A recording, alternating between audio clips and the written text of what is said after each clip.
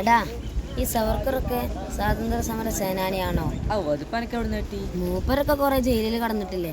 അതൊക്കെ ഞാൻ സ്കൂളിൽ നിന്ന് കേട്ടിക്കണല്ലോ. കേട്ടതൊക്കെ സത്യം തന്നെയാണ്. സവർക്കർ ജയിലിലൊക്കെ കടന്നു. അത് വിചാരിച്ച് ജയിലിൽ കടന്നവരൊക്കെ സ്വാതന്ത്ര്യ സമര സേനാനിയാണെന്നുണ്ടോ? സവർക്കർ ജയിലിലൊക്കെ കടന്നു. പക്ഷെ അദ്ദേഹം തിരിച്ചറിഞ്ഞത് ഇന്ത്യയുടെ ആത്മാവിനെ കുഴിച്ചു മൂടിയിട്ടാണ്.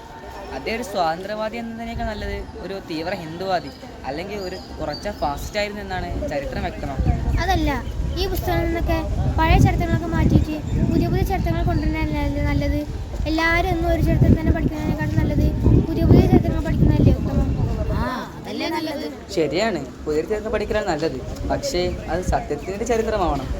ഫാസിസത്തിൻ്റെ കൊടി പിടിച്ചവരെ വെള്ളപൂശാനുള്ളത് അവരുടെ ചരിത്രം, ഒരു കൂട്ടരുടെ മാത്രം രാജ്യമാക്കാനുള്ളതല്ല ചരിത്രം. എന്താണ് നമ്മൾ ഇതിനെ എതിർക്കുന്നത് ചിന്തിച്ചിട്ടുണ്ടോ? പണ്ട് ഹിറ്റ്ലറും മുസോളിനിയും ഫാസിസ്റ്റ് വിതറിയത് യഥാർത്ഥ ചരിത്രം മറിച്ചു പിടിച്ചുകൊണ്ടാണ്. അതിനാൽ യഥാർത്ഥ ചരിത്രം പഠിക്കുക, അത് പിൻതലമുറക്ക് പഠിപ്പിക്കുക എന്നാണ് നമുക്കിനി ചെയ്യാൻ ഏറ്റവും വലിയ ധർമ്മം.